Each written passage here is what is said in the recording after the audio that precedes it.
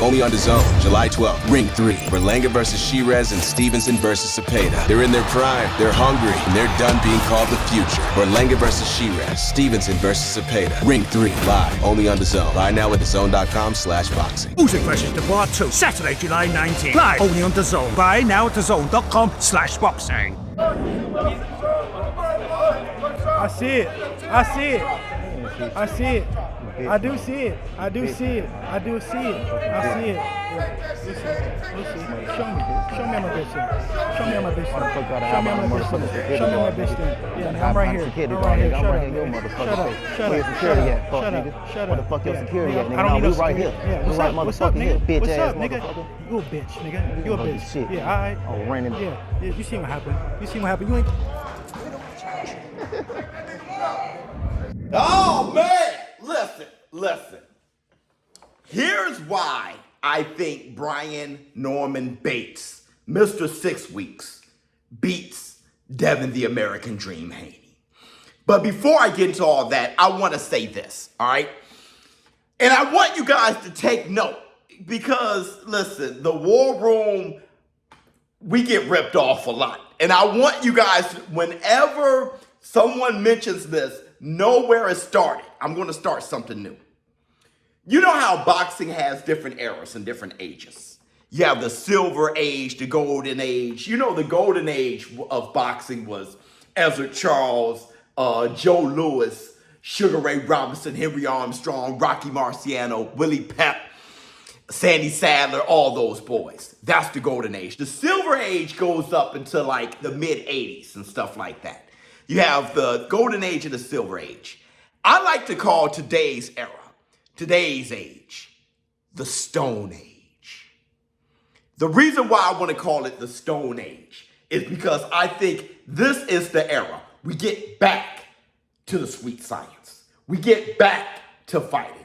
We get back to what boxing was meant to be. The best fighting the best at their best. Matchups happen and not everybody just here to be undefeated. The mindset, back to grit, back to gladiators, back to being warriors, back to the Stone Age.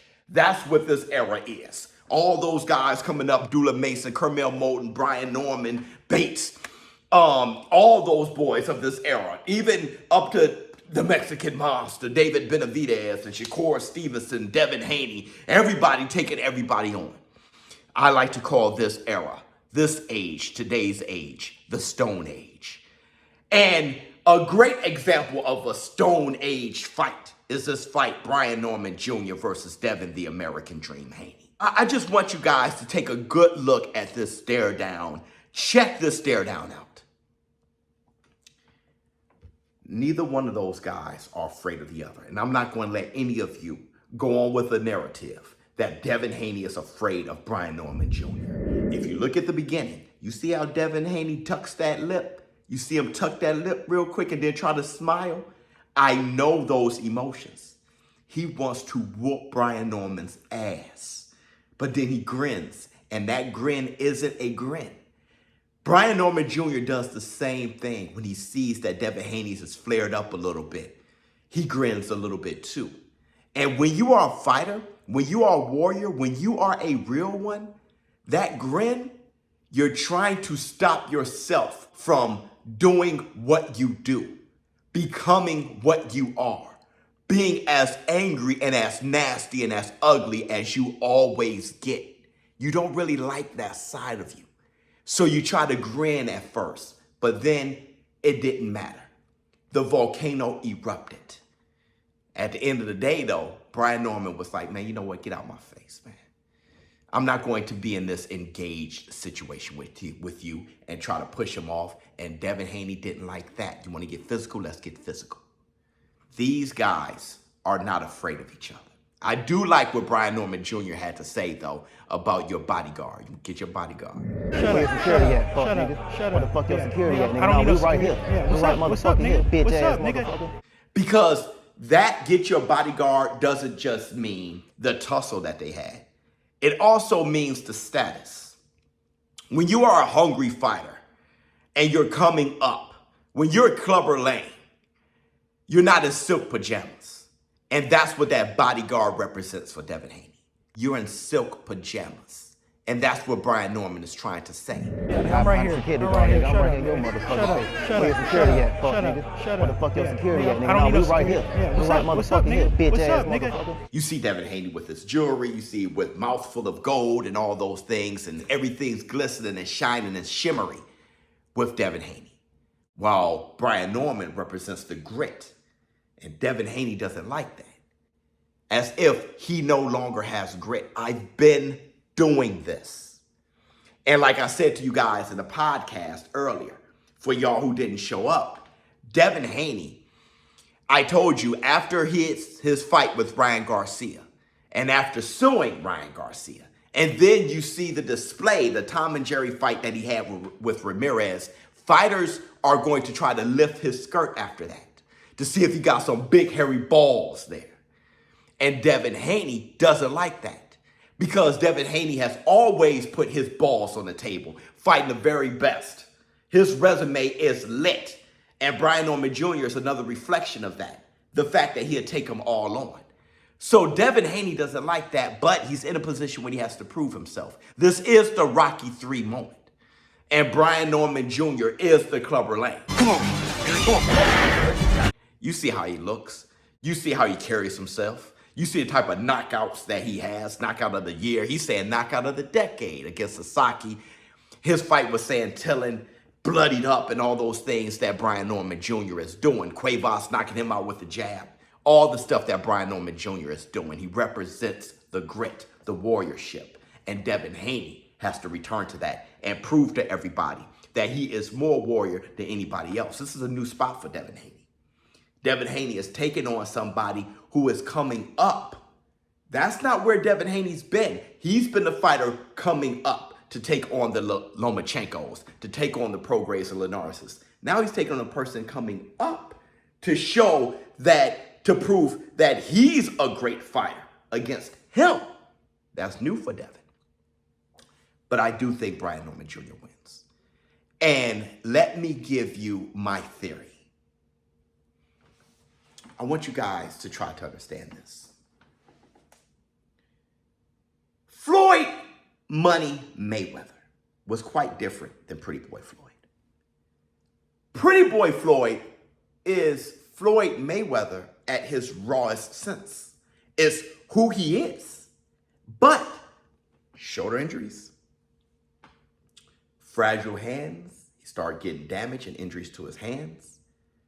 He had to adapt his style to be dominant and successful against anyone under those new conditions. Kind of like Muhammad Ali in the rope-a-dope.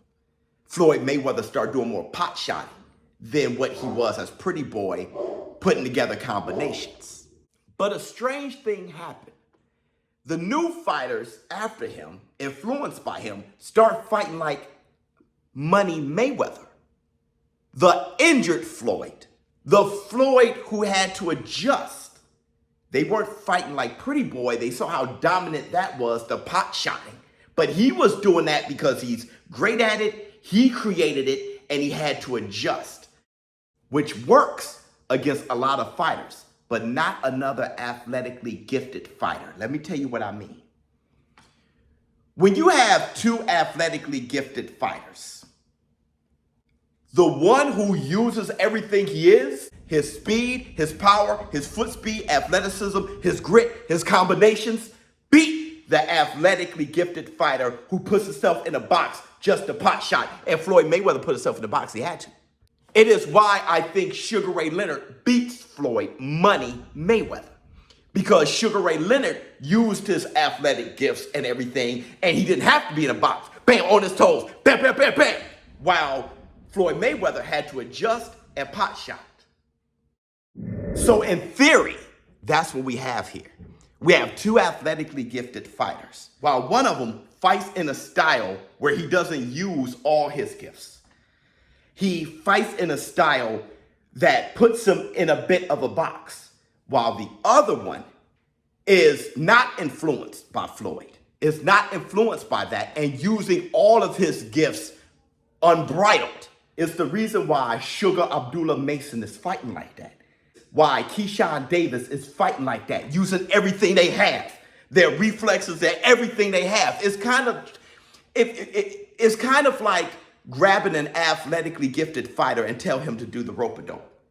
Floyd Money Mayweather only fought like that because he had to adjust. Pretty Boy fought totally different. What I'm saying is the stuff that has been working with these fighters being influenced to fight like that, I'm not sure how successful that's going to be moving forward against the Brian Norman Jr.'s, Keyshawn Davises of the world, Abdullah Masons, Kermel Moulton. They're not influenced by that. Now they're using all their gifts in an unbridled way. Let me know if that makes sense to you in the comments below. ShowBizz for the dope. I'm out.